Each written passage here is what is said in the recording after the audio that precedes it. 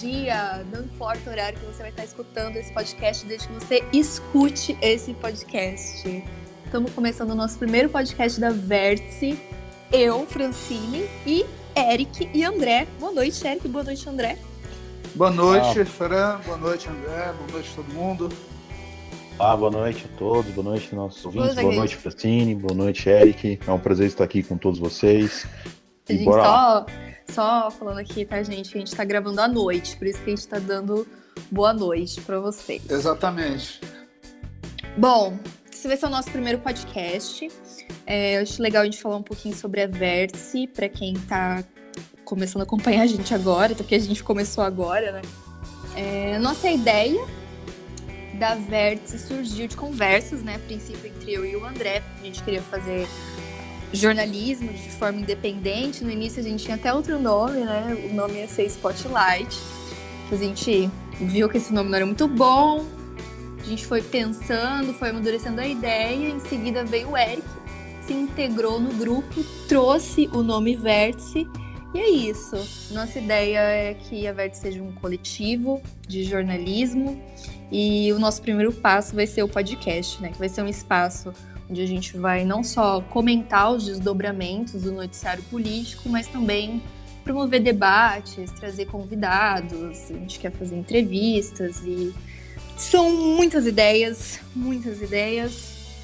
E é isso. Falem aí vocês um pouquinho. A ideia do Vértice, principalmente, né, dada a situação e o contexto onde o jornalismo ele exerce um papel fundamental na divulgação e no acesso à informação das pessoas, e como ele vem sendo atacado durante esses últimos tempos, né, desde a ascensão das redes sociais, e de certa forma, mesmo que democratizaram a informação, também contribuiu para que o papel jornalista fosse de certa forma questionado.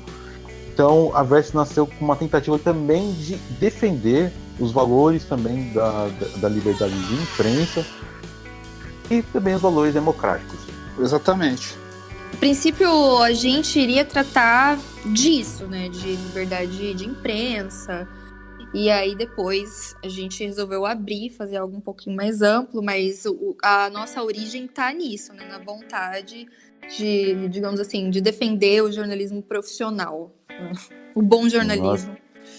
O nosso trabalho vai ser focado especificamente em fazer bom jornalismo para você, ouvinte. Então você pode ficar tranquilo. A nossa formação, sim, vai ser bastante especial, porque nós fazemos um trabalho de muita apuração, de uma curadoria, e vamos tentar trazer o melhor conteúdo para você, claro.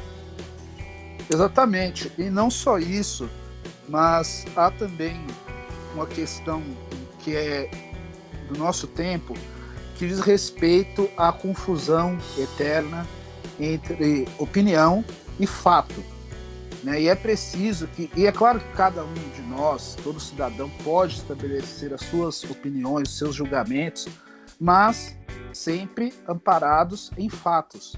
E nós tivemos, durante a ascensão das redes sociais, isso até precede a era Bolsonaro, que foi a confusão entre militância política, ideológica e fato. Então as pessoas, hoje em dia nós chegamos ao paradoxo de que se você diz que a Terra é redonda, alguém dirá que aquilo é sua opinião. Então a Fran sabe bem disso, né? Então uma das propostas do Vértice é exatamente isso. É claro que sobre alguns assuntos e algumas análises nós podemos divergir em alguns pontos, mas é sempre fundamental respeitar a verdade dos fatos. Exatamente, e trabalhando sempre com fatos, né? A gente não trabalha com achismo. Então a Vértice será um coletivo de jornalistas, um trabalho de jornalismo sério, responsável, credibilidade, com todo o cuidado que o trabalho de jornalismo merece. Então você, ouvinte, pode ficar totalmente tranquilo e você terá nosso compromisso e a certeza que você receberá um conteúdo digno e de qualidade. É isso aí. Então vamos começar o nosso conteúdo digno e de qualidade falando do nosso excelentíssimo presidente da República, que resolveu estar com coronavírus, né? Eu queria começar falando aqui uma coisa, que o Bolsonaro, aí há uns 3 meses, ele foi para os Estados Unidos, né? Todo mundo se lembra disso, com uma comitiva. 2 semanas depois dessa viagem, cerca de mais de 20 pessoas, acho que eram 23 ou 25 pessoas, testaram positivo para o coronavírus. Naquela ocasião, ele fez 2 exames, disse que tinham dado negativo, né? Foi aquela novela que a gente acompanhou. A Folha de São Paulo entrou com uma ação, pediu para que ele mostrasse os exames. A Câmara, na mesa diretora da Câmara, chegou a mandar ofício para o executivo, dando 30 dias para que ele mostrasse os exames, porque ninguém acreditava que ele não estava com coronavírus, né? E agora que ele parece que testou positivo para o coronavírus de novo, agora de forma contrária, ninguém acredita que ele está com coronavírus. Por quê? Me parece muito mais uma ação midiática de marketing para vender cloroquina, né? Não posso afirmar, mas o fato é que, por ordem do próprio Bolsonaro, o Exército fabricou mais de 1 milhão de comprimidos de cloroquina, não lembro exatamente, mas acho que mais de 1 milhão. E tá aí, tem esse estoque de comprimido de cloroquina, e o presidente, de forma irresponsável, faz uma live, diz que tá ingerindo cloroquina e que tá se sentindo bem, tá tendo sintomas leves, quase como aquela mulher da Top Term que vende ômega 3, né? Mostrando ali o remédio e falando para as pessoas tomarem, sendo que é um remédio que já foi amplamente debatido, divulgado, que não existe uma eficácia 100% comprovada, que não dá para saber exatamente como ele vai reagir em cada organismo. E o Bolsonaro, né, tá aí agindo como o garoto propaganda da cloroquina. Não, eu só gostaria de jogar luz sobre alguns fatos aqui, para que a gente prossiga a nossa conversa. Justamente porque eu publiquei uma thread no Twitter do Vértice falando sobre o ceticismo com que essa notícia foi recebida. Ceticismo e deboche. Porque, Sim. Primeiro, porque o presidente vandaliza o debate público sempre que tem oportunidade, então é uma figura que costuma rir da diversidade alheia, costuma ironizar, chegou até a ironizar a morte dos pais de adversários políticos, como Michelle Bachelet e o Felipe Santa Cruz, né, o presidente da OAB, mortos em regimes de repressão, e reagiu com a célebre frase "e daí?", por quando questionado sobre na época, não lembro se eram 5 mil mortos ou se eram 30, mas ele respondeu com "e daí?". A questão aqui como a Fran colocou, o Bolsonaro foi às últimas consequências para esconder o resultado dos exames. E de uma hora para outra, ele próprio, sem ser solicitado, sem que ninguém suspeitasse, ele levanta essa questão. E aqui, para que a gente siga, né, eu só lembro que foi justamente no dia em que as investigações sobre o caso Queiroz elas ganham novos contornos, né?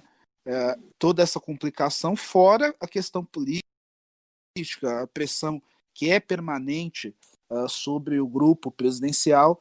Então, soa muito conveniente, né, que de uma hora para outra o próprio presidente, aquele mesmo sujeito que foi ao STF para esconder o resultado dos seus exames, de repente ele, Em vez de tratar a de forma situação do Bolsonaro voluntária, como uma maneira de revela ao tentar sair por país que cima está do com coronavírus. que tentar esconder isso. Porque quando houve essa suspeita inicial há 2 meses de que ele poderia estar com a Covid-19 por conta de ter toda aquela comitiva que viajou com ele para os Estados Unidos para o encontro com o presidente americano Donald Trump, a imagem dele ficou muito desgastada, principalmente não só perante a opinião pública, mas também com membros do governo, com membros da política brasileira, do Congresso Nacional, dos 3 poderes.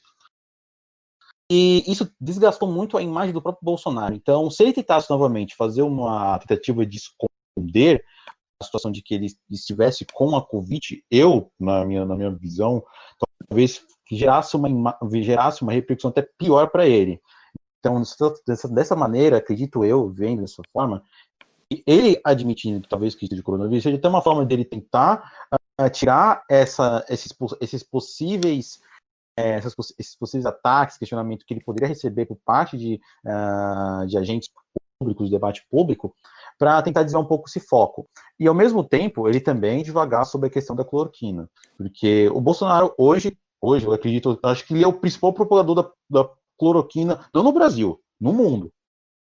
É o principal divulgador da cloroquina do mundo, um remédio que serve apenas para tratamento de doenças autoimunes, como lúpus, dentre outras. Só que não existe nenhuma comprovação científica que a cloroquina e a hidroxicloroquina são efetivas para o tratamento do coronavírus, né? Tanto é que houve pesquisas recentes que demonstraram que tanto a cloroquina quanto a hidroxicloroquina não são efetivas contra o coronavírus, que não há uma eficácia comprovada. Tanto é que a Organização Mundial da Saúde e até os próprios Estados Unidos da América, na qual hoje o Bolsonaro importa cloroquina para trazer para o Brasil, para dar para pacientes que estão com Covid-19, também não está recomendando o uso da cloroquina para tratar pacientes com a Covid nos Estados Unidos. Então, a gente consegue ver como essa coisa é meio nebulosa. E é triste ver como o próprio governo, o próprio Palácio do Planalto, acaba advogando para um discurso pseudocientífico, mas que, de certa forma, já é comum, vindo do histórico do nosso presidente Bolsonaro. Porque, se a gente lembrar bem, se não me engano, 4 ou 5 anos atrás, um dos 2 projetos que o Bolsonaro aprovou em seus 29 anos como parlamentar foi a liberação da fosfoetilamina, que foi conhecido como a chamada pílula do câncer, que, entre aspas, seria um remédio que curaria os cânceres, que se provou que não é nada disso, que é somente mais um remédio pseudocientífico que nada mais é um efeito placebo. Então, esse tipo de conduta do Bolsonaro, ela, infelizmente, já é esperada. E é triste ver que o nosso país está sendo dirigido para um discurso pseudocientífico e de curandeirismo, porque a cloroquina é basicamente um discurso de curandeirismo. E é triste ver que o nosso país está sendo dirigido para um discurso pseudocientífico e de curandeirismo. Porque... Não, e tem um detalhe aqui, o presidente agora diz que está se medicando com a cloroquina, porém saiu hoje nos principais veículos que o presidente, por conta do consumo desse medicamento, ele vem sendo submetido a 2 eletrocardiogramas por dia. Até parece, sim, né, gente? E a cloroquina não é um remédio, não é um remédio simples. Muito pelo contrário, é um remédio pesado, um remédio forte, que pode trazer prejuízos para a sua saúde, sim. Você pode ter problemas no coração, você pode ter problemas nos seus órgãos. Então, não é um remédio... Não, isto é, né, isso, se ele, de fato, porque, assim, o ponto que eu quero chamar a atenção aqui é este. Não diz respeito só à doença. O Jair Bolsonaro, enquanto chefe de Estado, ele provavelmente é o chefe de Estado menos confiável do mundo. E por que eu digo isso? Outros líderes, incluindo os negacionistas, né, Turcomenistão, Coreia do Norte, etc., eles ainda ocupam certa posição de estadista. Eles não querem simplesmente destruir tudo. Os sujeitos, eles têm, como você apontou aí sobre o Donald Trump, o Jair aceitou esse carregamento de cloroquina de presente, mas isso parece mais aquela relação entre colonizadores portugueses, né, os descobridores, os traficantes de pau-brasil e os índios que pegavam em troca de todo aquele carregamento alguns espelhos, facas e armas, né? Porque nos Estados Unidos o uso da cloroquina foi proibido para o combate, para o tratamento ao coronavírus, né, ao Covid-19. E aqui no Brasil o presidente prega esse tipo de solução, porque dessa forma, com este composto milagroso, ele estaria livre das responsabilidades por não ter atuado como deveria. Porém, ele lida com isso, com a nossa diplomacia também, com o servilismo com que ele pauta as nossas relações com os Estados Unidos, enfim, com todas as questões, não só com irresponsabilidade, mas com delinquência de fato, né? Sim, e também tem uma questão que, assim, ninguém garante que ele está mesmo tomando cloroquina, né? Pode ser também, assim, eu acredito, né, que devido ao estado de saúde dele, passou por cirurgias complexas, né, pouco tempo atrás, nenhum médico ia simplesmente deixar que ele começasse a ingerir cloroquina assim, né, como se fosse sal de fruta. Eu quero ver quem é o médico que vai vir a público e confirmar e afirmar que o Bolsonaro está de fato ingerindo cloroquina. Porque, assim, é triste, mas tudo que vem do Bolsonaro hoje, a gente desconfia, fica com o pé atrás e tende a achar que é mentira, né? Porque ele mente tudo. Ele, sim, acho que até é um problema de personalidade, né? Um traço de psicopatia que ele tem. Ele mente e assim como a Isso gente já, que isso mora já aqui no está Brasil desconfia sendo mal dele, visto. O imagina Brasil, então infelizmente, dada outros a líderes de dimensão outros do países que têm coronavírus, né, da relações comerciais Covid-19 com no o Brasil, Brasil. isso já está sendo mal visto.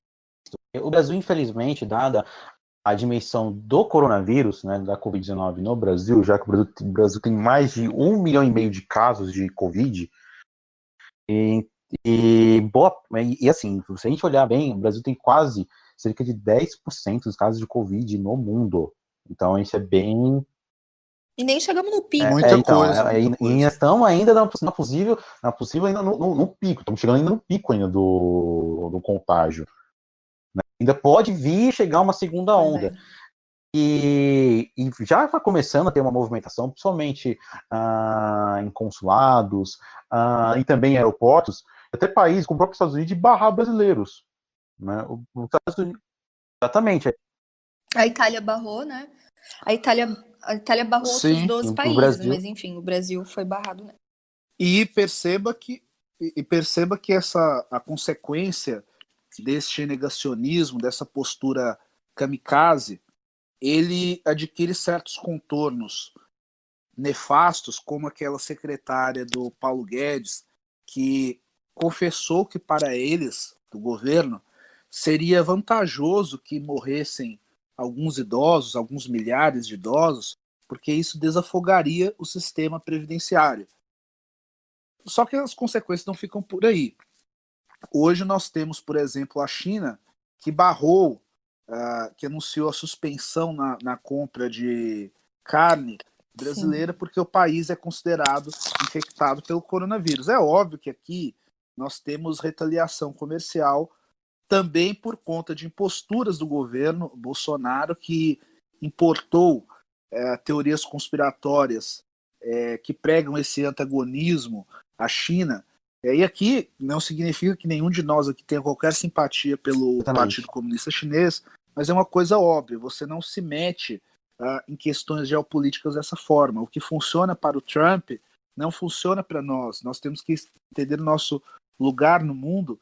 E o Bolsonaro, não é que ele não entenda, essas posturas todas não significa mera ignorância, loucura, mas sim uma postura de psicopata, de fato. Ele assume este caráter quando ele com o coloca principal os interesses do país, dele, né? E de seu grupo são político coisas assim que acima do são futuro da tristemente nação. bizarras, mas Pois é, lembrando que... é a situação que o Brasil vive. Exatamente. Lembrando que a gente Né? tem um ex-ministro da Educação aí que saiu meio fugido do Brasil e está Mas sendo essa crise processado por diplomática, racismo justamente essa crise porque diplomática já não ofendeu vem a de hoje, né? China, Ela já vem né? desde o começo do governo. Causou uma crise Vai lembrar a diplomática. questão também Ele das e o queimadas na senhor Amazônia, Eduardo que criou uma Bananinha, crise que queria diplomática ser ministro. terrível entre o Brasil e a União Europeia, sobretudo a França, que também é um parceiro comercial nosso, que também é um país que tem relações diplomáticas com o Brasil bastante próximas e também com bastante história. E por conta disso, o acordo de livre comércio com a União Europeia. O Mercosul está paralisado, para não dizer morto, por causa desse tipo de atitude do próprio governo federal. Mas, acho que dada a situação atual, também com conta da Covid, o Brasil cada vez mais é pequeno e vai perdendo chances e chances de crescer no mercado internacional.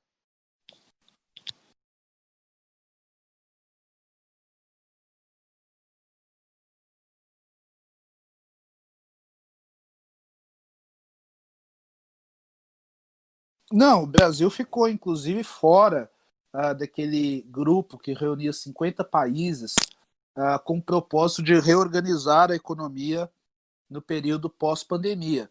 O Brasil também ficou de fora do grupo de países que faziam parte daquele esforço conjunto pela descoberta de uma vacina que combatesse, que prevenisse o coronavírus, né? E perceba que o Brasil ele vai perdendo espaço, e essa agonia, no momento, ela pode até garantir a permanência do presidente, mas é um cálculo político muito arriscado, até se nós pensarmos que um dos principais grupos de sustentação deste governo é a bancada ruralista, e a bancada ruralista já há muito vem manifestando certa insatisfação, porque, por exemplo, na questão das queimadas que o André falou, nós temos a questão de que a Europa não importa aquilo que ela considera não sustentável. Há este debate por lá, a opinião pública europeia como um todo é bastante favorável a essas políticas ambientais, e por mais que a bancada do agro seja favorável a desmatamento, esse tipo de coisa, flexibilização nas regras, eles não querem, de modo algum, o carimbo de desmatadores. Eles rejeitam essa peste e o Bolsonaro reforça. Então, o Bolsonaro tem provocado danos às exportações brasileiras e aos ganhos deste setor. O Fausto Pinato, que é presidente da Federação da Frente do Agronegócio no Congresso, denunciou o Eduardo Bolsonaro por conta das declarações contra a China, e agora eles pressionam a Tereza Cristina para que tente, de alguma forma, reverter os danos que o Bolsonaro provoca, seja pela questão das queimadas, seja pela questão do coronavírus. Então perceba que no fundo do poço tem um alçapão, né? Ai, meu Deus. Lembrando que a gente sempre pode ficar um pouco mais triste ao recordar que o nosso ministro das Relações Exteriores é o senhor Ernesto Araújo, não é mesmo? Assim, tem como piorar?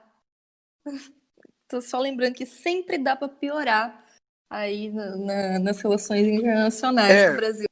Só colocar aqui um parênteses que é irônico. Este grupo se elegeu jurando a defesa dos valores do Ocidente judaico-cristão. Todos nós nos lembramos disso.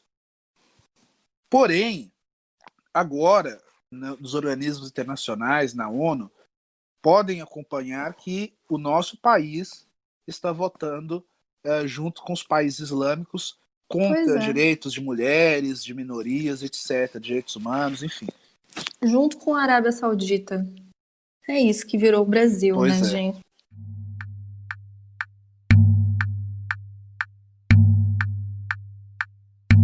Vamos rodar o assunto, falar um pouquinho do Queiroz? O que vocês acham? O que aconteceu hoje? O Superior Tribunal de Justiça concedeu prisão domiciliar para o Fabrício Queiroz, que é o ex-assessor do Flávio Bolsonaro, né? Foi preso no dia 18 de junho, suspeita de chefiar suposto esquema de rachadinha na Alerj, suposto aqui eu digo que a gente tem que usar essa palavra, não é mesmo? E aí aconteceu uma coisa curiosa. O benefício da prisão domiciliar foi estendido também para a mulher do Queiroz, que está foragida. Está foragida. Na decisão, pois é, exatamente.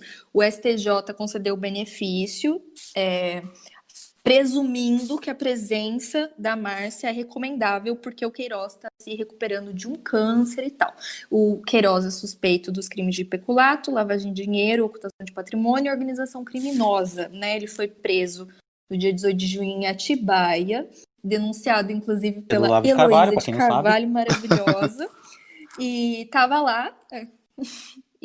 lá, sendo escondido pelo Frederico Wassef, até então advogado do Bolsonaro, advogado do Flávio, e foi preso ali, foi para Bangu, né? E agora ele vai poder cumprir a prisão domiciliar, usando tornozeleira, e a mulher dele também conseguiu esse benefício. O estranho aqui é que o Queiroz ele ficou desaparecido por mais de um ano, e a mulher dele está desaparecida. Então é muito esquisito que o STJ simplesmente conceda assim o benefício da prisão domiciliar para ele e principalmente para a mulher dele, que está desaparecida. Claramente ela está sendo escondida, né? Dizem que ela é um elo fraco, que ela poderia falar e tal. Também já saiu notícia de que o Queiroz estaria negociando delação premiada e tal. Então, o que eu acho mais estranho não é nem que o Queiroz consiga o benefício da prisão domiciliar, dado o estado de saúde dele, mas que a mulher dele, que nem deu as caras até agora, também consiga. Isso eu achei muito Não, esquisito. Esse tipo de jabuticaba jurídica lembra muito aquilo que foi concedido ao a primeira-dama do Rio de Janeiro, ex-primeira-dama, esqueci o nome dela agora, mas a mulher do Sérgio Cabral, que foi permitido a ela que ficasse em casa em prisão domiciliar porque alguém deveria cuidar dos filhos. É claro que é uma questão humanitária, porém nós não vemos com nenhuma frequência esse tipo de benefício estendido a mulheres pretas, pobres, enfim. Isso é algo novo, uma jabuticaba. E no caso do Queiroz, é pior, porque a Adriana Anselmo, lembrei agora o nome dela, pelo menos ela se apresentou à justiça, dentro do possível, ela se ofereceu, não fugiu, não houve nada disso, não tentou destruir provas, intimidar testemunhas, esse tipo de coisa. E aí, no caso da mulher do Queiroz, a mulher está foragida. Como que ela vai tomar... Pensa nisso. Como que ela vai tomar posse da prisão domiciliar, sendo que ela ainda não se apresentou à justiça? Ela está foragida. Né? Então, como será feito isso? Ela vai se apresentar até uma delegacia para depois voltar para casa? Ela vai direto para casa? Como é isso? Porque, em tese, ela pode ir direto para casa, uma vez que foi beneficiada com a prisão domiciliar. Eu imagino, inclusive, se não me engano, agora me escapou isso, foi uma decisão monocrática, né? Não foi uma decisão foi monocrática. Foi do João Otávio Noronha, o nome do presidente do Superior Tribunal de Justiça. Então, me parece, eu quero crer que isso aconteça, que existe essa possibilidade, mas que ou o Ministério Público ou algum órgão certamente vai recorrer dessa decisão que é abominável, que abala, inclusive, todas as premissas da justiça brasileira. Porque aí, que negócio é esse, né? Uma pessoa foragida. Nós temos, é claro, casos desses playboys aí presos com 50 gramas, 50 quilos de entorpecentes e passam como se fossem meros estudantes com posse de um material ilícito, né? Ao passo que um jovem na favela é preso com baseado. Mas se tiver um baseado, já vai preso, Exato. Não tem benefício, tem direito a nada. Exatamente, mas esse caso é muito pior, porque a pessoa fugiu da justiça. Então, me parece, essa decisão eu me parece muito mais ligada ao contexto, né, de que não no caso do Queiroz, o Fabrício Queiroz ele é ligado ao tempo senador Fábio na cadeia ela deverá cumprir, ainda que né? só então para acalmar eu vejo isso também, essa decisão, a opinião pública. De outra maneira, tentar essa situação também do Queiroz em si, ela é muito nebulosa desde o começo. Porque o Queiroz ele é envolvido num esquema um suposto esquema de rachadinha e suas ligações também da própria família Bolsonaro com milícias agravam muito a situação.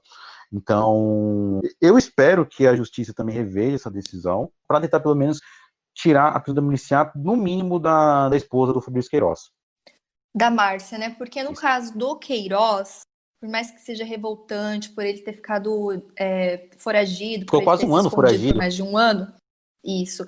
Ele ainda tem a favor dele o quadro clínico, porque de fato ele está se recuperando de um câncer, então ele consegue se enquadrar ali nos requisitos da prisão domiciliar. Já a mulher dele realmente é uma decisão bem estranha, questionável, né, nebulosa, tanto quanto a decisão favorável ao Flávio Bolsonaro, que conseguiu foro especial de deputado estadual, né?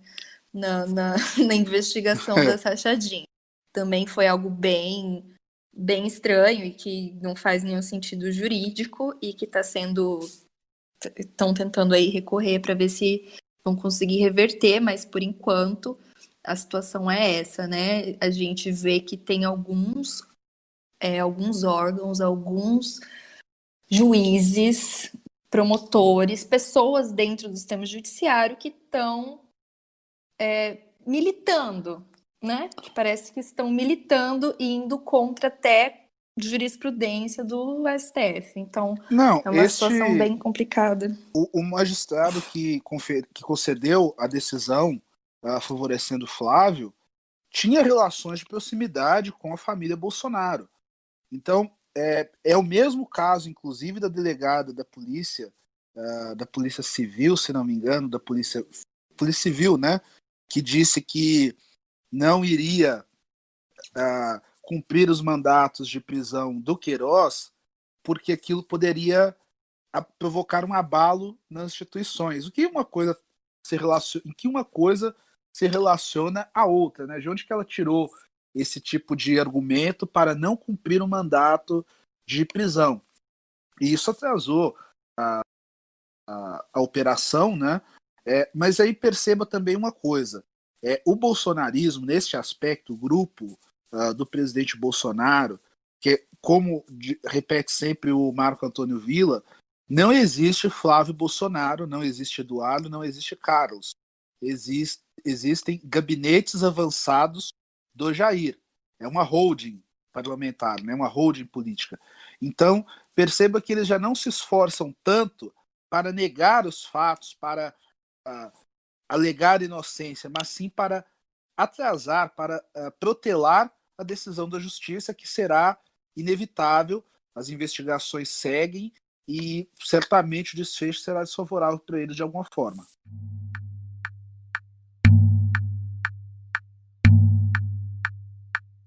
Bom, vamos para o nosso último assunto do dia, que também, né, ligado ao Bolsonaro e à família Bolsonaro. O que aconteceu foi que o Facebook tirou do ar uma rede de notícias falsas que tinha ligação com o Jair Bolsonaro, com os seus filhos Flávio Bolsonaro e Eduardo Bolsonaro e com deputados estaduais da Alerj, que são do PSL. Então, é uma rede de notícias falsas ligada ao PSL, né? No total foram identificados 35 contas, né, 14 páginas, um grupo e contas no Instagram. O total de redes que foram praticamente varridas das duas redes sociais. Sim, o Facebook declarou que esses perfis tinham um comportamento inautêntico e coordenado, que eles serviam para divulgar e impulsionar conteúdo sobre política e, mais recentemente, sobre o coronavírus, que pode ter sido também aí um dos motivos que fez com que o Facebook agisse agora, visto que a gente está numa pandemia e essas páginas estavam sendo usadas para, digamos assim, impulsionar conteúdos que podem agravar a situação, promover desinformação, tanto sobre a cloroquina, enfim. O que é interessante aqui é que um dos assessores que teve a sua conta ali removida foi o Anderson Anderson de Moraes e Alan Passos é o nome dos dois deputados da Alerj, que eu esqueci de dizer, que são do PSL, e que também tem assessores que estão ligados aí a essa situação. O que é interessante aqui é que foi identificado o Tércio Arnaldi Thomas como um dos responsáveis pelas páginas, pelos perfis, e ele é diretamente ligado ao Bolsonaro. Ele é o único que é, de fato, assessor do Planalto, do Bolsonaro. Então, a gente pode falar que essa rede é diretamente ligada ao Bolsonaro, né, ao presidente da República, o que é algo muito grave, mas que não é nada que a gente já não soubesse, digamos assim, né? Não, é uma questão que não causa surpresa, é claro, todos sabíamos da existência desta rede, e eu acredito, inclusive, que esta rede tenha sido abalada, mas não desmantelada. Ainda tem alguns elementos ali que não foram alcançados. Mas, bom, não causa surpresa, porém o que surpreende é o sequestro da máquina pública, daquilo que é de interesse público, por grupos que atentam contra a democracia, né, que pregam uma ruptura institucional, se valendo da própria máquina, de um acesso que eles têm garantido por eleições. Afinal de contas, esse Tércio Arnaud, ele é assessor do presidente da República, o Bolsonaro foi eleito. E hoje ele prega um autogolpe, né? Ele sugere um autogolpe, o desmantelamento de todas as instituições a partir da presidência da República. Este cidadão não era um maluquinho que operava um perfil na casa dele, em um município qualquer. É um sujeito pago pelo contribuinte brasileiro. Ele é um assessor especial do presidente da República. Ele ganha ali, que são 14 mil reais, e ele tem apartamento funcional. Quer dizer, alguém sendo bancado dentro do Estado para agir contra Engana-se as também instituições. quem acha que acaba por aí a questão da rede de fake news. Exatamente. De agentes do próprio ligados ao governo Bolsonaro. Você tem diversos agentes, desde deputados federais, desde influenciadores bolsonaristas que estão ligados diretamente aos filhos do presidente e também a deputados estaduais em vários estados, também coordenam redes de ataques de ação a jornalistas, adversários políticos e também disseminam toda aquela desinformação e fake news vinda também do alto escalão do Planalto. Então, é lamentável a gente se deparar com esse tipo de coisa, mas também não é surpreendente, dada a situação que estamos. Sim. Infelizmente, a internet, por mais que ela tenha democratizado toda essa informação, ela deu poderes a esses grupos organizados.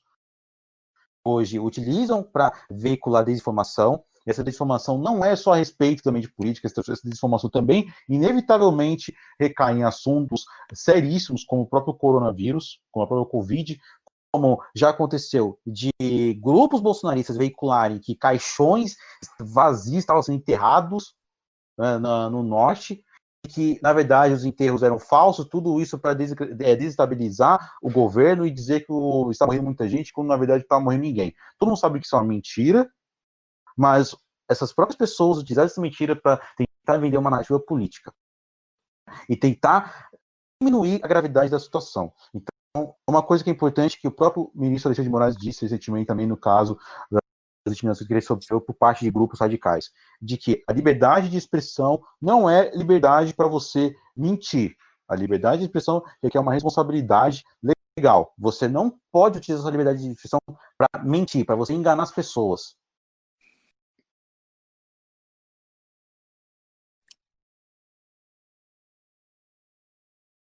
É coisa que... E nem pregar golpe, né? Exatamente. E nem para pregar um golpe contra as instituições, né? A única coisa que eu observo aqui é que o governo sempre foi hábil, né, em se dizer perseguido. Eu lembro, inclusive, que em ao menos 2 ocasiões o presidente se dirigiu ao STF de forma chula, com palavrões. Teve um dia, inclusive a última ocasião, que ele chegou ali naquele cercadinho dos jornalistas e falou: acabou, porra! Quer dizer, esse comportamento e até a ação destes grupos, ela só diminui quando o Queiroz foi preso. Nós vivemos esse período de relativa estabilidade, tranquilidade até, porque o Queiroz está sob os holofotes da mídia e da justiça. Porque até então, o presidente se sentia à vontade para ir até a frente de um quartel e pedir o golpe institucional, né? E ele se vale destes grupos para semear essa desconfiança, para envenenar o sentimento das pessoas Nós sabemos que em democracias sempre existem os insatisfeitos, e ele se vale exatamente dessa articulação venal para emporcalhar o Pois debate é, público, né? e a gente pode observar que essa questão das fake news, da rede coordenada ligada ao Bolsonaro, ela é um assunto que ele vai surgindo em diversas frentes, né? Porque a gente tem, é algo sempre constante, que está cada vez mais constante. Talvez as pessoas que ainda acreditam nesses veículos que trabalham de maneira coordenada, essas pessoas comecem a recuar ou acordar um pouco, né? Porque esse padrão vai ficando muito exposto. A gente tem a questão da chapa do presidente, né, no TSE, que está sendo ali investigada, a questão das fake news na campanha. A gente tem a CPMI das fake news, e a gente tem agora essa rede derrubada Além também da pelo ação do que STF, quando você é o inquérito das fake cruza news pelo STF, que dados já e está vê indo quem são, no são colo os de mesmos. pessoas, além também da ação do STF, As- o inquérito das fake news pelo STF, que já está indo no colo de pessoas importantes nessa rede de fake news, como blogueiros, bolsonaristas ligados diretamente ao presidente Bolsonaro e aos seus filhos. E já tem gente, inclusive o Oswaldo Eustáquio, né, jornalista investigativo MTB 8802, está na cadeia já, está na cadeia. E eu tenho aqui uma lista, que eu não vou ler aqui para vocês todos, que é uma lista de pessoas e veículos da mídia, da extrema-direita, dessa mídia bolsonarista, que espalham desinformação, que foi extraída do processo das fake news do STF, e tem 104 veículos e influenciadores, né? O Oswaldo Eustáquio, que eu acabei de falar, ele está na lista. Tem o Crítica Nacional, que é bem conhecido.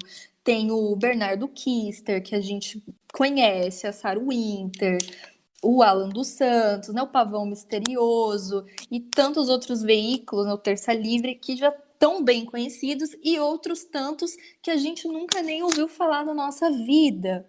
Para vocês verem como está bem enraizada essa rede. Parece que a cada dia surge um novo influenciador, surge um novo blog. Sem falar na questão do WhatsApp, porque isso Esses aqui são, digamos assim, praticamente produtores de como eu links, diria, na né? fanbase Pessoas das que redes sociais. Que é o Facebook, que é o YouTube, que é o Twitter. Agora, o WhatsApp, eu diria que é a Deep Web de bolso, porque lá você tem vários grupos onde é que rola vários tipos de coisa, vários tipos de conteúdo, vários tipos de coisas são colocadas em grupos de WhatsApp. Que boa parte da movimentação de ações de fake news ocorre. Então, boa parte da movimentação de ações de fake news ocorre. Então, o WhatsApp, ele é sim, infelizmente, uma deep web de bolso, que é utilizada por bolsonaristas. Sim, e circulam coisas no WhatsApp que às vezes são só imagens, né? Que são áudios, que não tem procedência. Então, aqui a gente ainda tem uma investigação, digamos assim, com os produtores do que é mais exposto, né? Mas também tem aquilo que, como o André falou, acaba virando a Deep Web, porque não tem como saber exatamente de onde surgiu, como aquilo lá começou a circular. Até que o senhor Mark Zuckerberg tome aí uma posição bem drástica e comece a revelar, a soltar alguns dados para a justiça, né? Mas eu acho que a questão de dados talvez seja mais difícil. O próprio Facebook, por conta das suas diretrizes, não tende a soltar dados e expor dados de usuários dos próprios serviços. É uma questão até histórica já entre o Facebook e países. Então, existe uma briga entre o Facebook e os países do mundo por conta disso. Eu acho que essa tende a ser uma briga que não vai ter uma solução tão cedo. Eu acho que talvez nem tenha solução, né? E ainda mais aqui no Brasil, exatamente, no né? Brasil. Sim, e eu acho que dá para pegar de gancho aquela resolução a respeito das redes sociais, que foi aquele documento que foi estabelecido, foi votado, né, pelo Senado, porque ainda não há, por parte dos legisladores, dos homens públicos, a devida compreensão de como as redes sociais funcionam. Então, você percebe que algumas coisas são razoáveis, né, naquele documento, como pedir que quem tem rede social, que você precise do seu CPF para fazer cadastro em uma rede social, isso é razoável. Porém, algumas coisas ali já sugerem um controle quase maoísta sobre as redes sociais, que são plataformas livres, né, próprias do nosso tempo. Então, é necessário que se debruce neste assunto, porque senão você vai perpetuar este cenário de coisas que manipuladores tomam conta desses espaços e, a partir deles, tomam de assalto os poderes, né, os governos mundo afora. Então, essa discussão na Índia, inclusive, na Europa, se diz muito a respeito do uso político do algoritmo. Em todos esses locais você tem grupos de inspiração fascista ascendendo ao poder.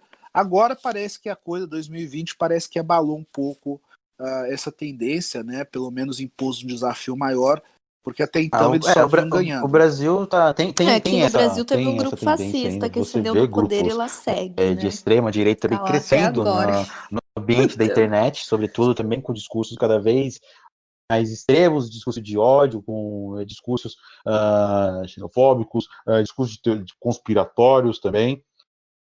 E é uma tendência inevitável. A gente está vendo isso acontecendo.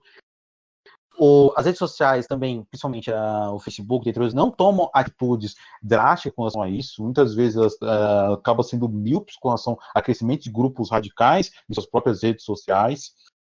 Então é uma situação que, infelizmente, ela tende a se perpetuar por um certo tempo, até que aconteça alguma coisa que faça que essas próprias redes sociais tomem atitudes mais enérgicas. Porém, dada a situação que nós estamos vivendo, o crescimento de grupos ainda radicais, a gente viu até ano passado o crescimento de volta de grupos integralistas, por exemplo, no Brasil, coisa que a gente não tinha há muito tempo, eu digo há muito tempo mesmo.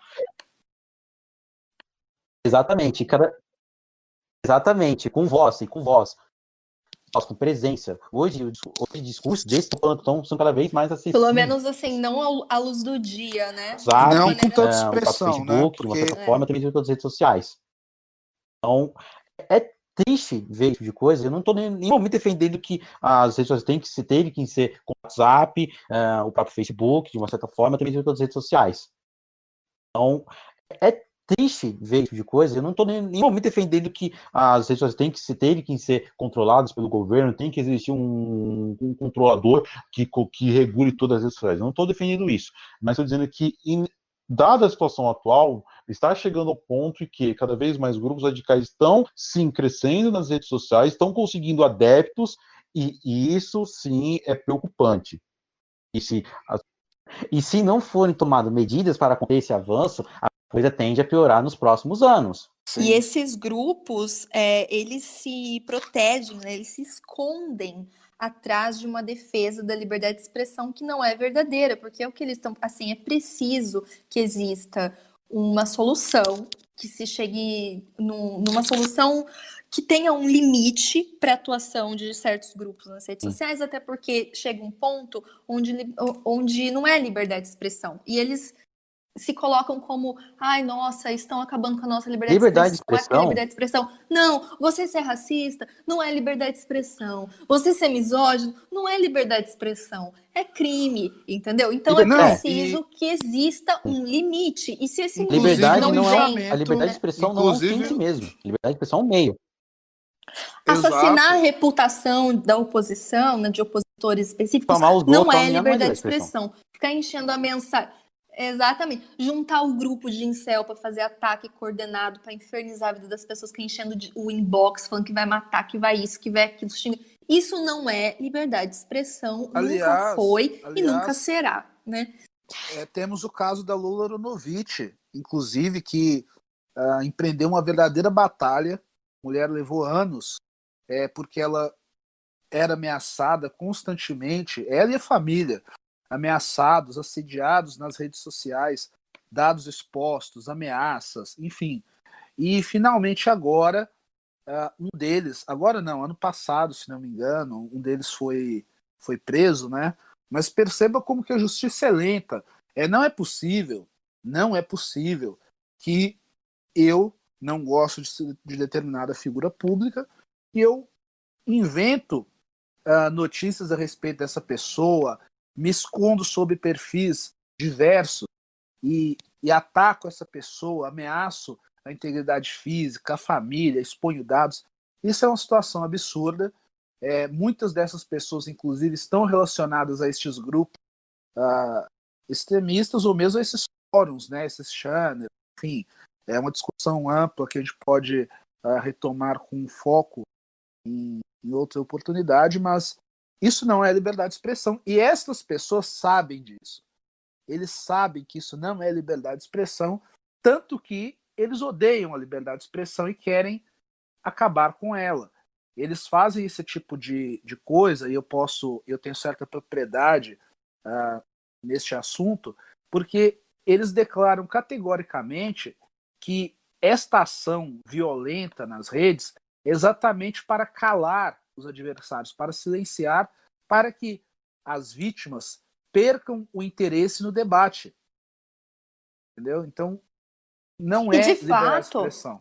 De fato, tem muita gente que se sente acuada de continuar falando, de continuar agindo ativamente, fazendo até um trabalho de militância, porque fica com medo, né? Tantas pessoas já passaram por linchamento virtual, o Eric mesmo já passou por um linchamento virtual, então a gente sabe que não é fácil. Se você não tem uma cabeça forte, um psicológico forte, é muito bem resolvido com você mesmo, claro que você pode ficar com medo, desistir ou pensar, bom, eu vou me retirar aqui, porque eu não acho que vale a minha saúde mental, porque ninguém é de ferro por ficar lendo ameaça de morte, ficar lendo xingamento, ficar, sabe, envolvendo família, e continua como se fosse tudo bem. A pessoa, pelo menos as pessoas, né, que são dotadas de empatia, de sentimento, não estou falando de psicopatas, como é o caso dessa gente, mas as pessoas tendem a ficar mexidas, né? Então funciona, é uma tática que eles usam e funciona para muita gente, para outras nem tanto. Mas é algo aí que a gente está lidando já faz muito tempo e a gente precisa de uma resposta das instituições, né? Porque Exato. já é uma questão que influencia a vida de todo mundo. Se influencia a política, influencia a decisão de eleição, influencia na vida de todos, né? De toda a sociedade.